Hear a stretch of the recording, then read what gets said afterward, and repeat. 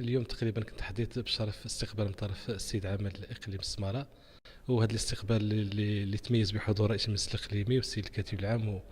وبعض الاخوه في المكتب المسير. واللي حقق السيد العامل كان سعيد جدا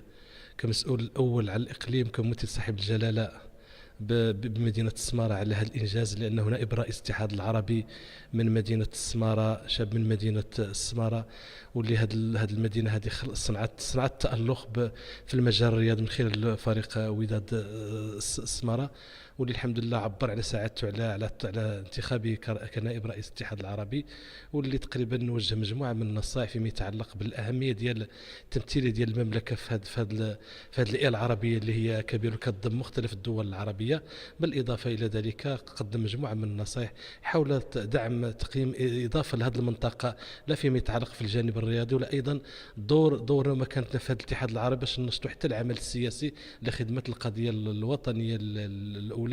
وبأنه السيد العامل راهو كيدعمنا وكيدعم تقريبا كل التحركات وكل المواقف اللي غنتخذوا إن شاء الله فيما يتعلق في الاتحاد العربي ولا في كرة اليد لا الإفريقية أيضا، لتحقيق مجموعة من المكاسب اللي تعود على المملكة بالخير إن شاء الله والبركة.